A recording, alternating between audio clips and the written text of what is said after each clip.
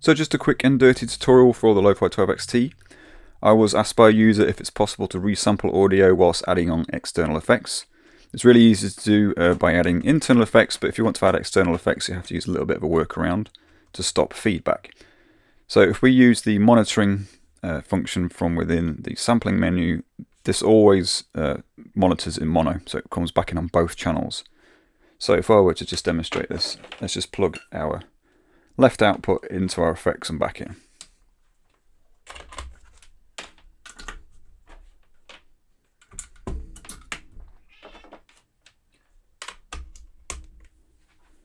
So now if I turn up the input,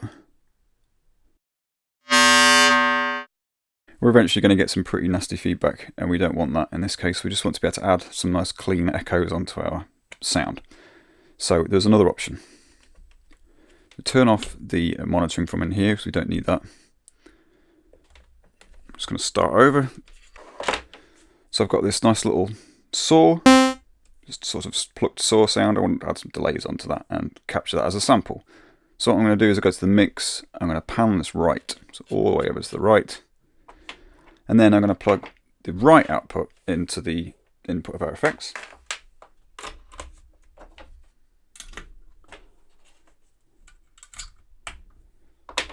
And the output of the effects into the left input. Now, the other method of monitoring our audio is the external source. So if we go in here, Shift Mix takes us to external source. We want the external in, not the USB. Turn that on. The external in always monitors in stereo. So we can plug a stereo synth into this, for example, and be able to hear it in both channels.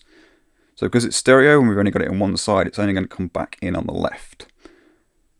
So we can trigger sounds externally with a MIDI keyboard from the sampling menu, just for demonstration purposes. I'm just going to add a single note into a sequence. So we can press play from the sampling menu and we can capture that. So if we go into the sampling menu and press play from here, you'll hear that tiny sequence playing. So for now, if we turn up our input,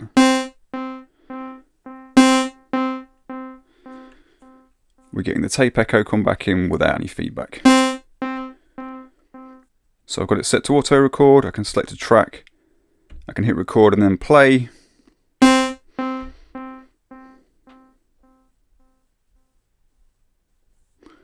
Press record to stop, and then we can name that. So I'm just going to call it like saw delay or something. So after you've captured your recording, it's best to go into external source and just turn that off, because then that's no longer sending it back through the tape echo again. So now we have that sound recorded. Obviously we can play it up and down the keyboard. And then we can add more effects and filters and such like and keep processing it.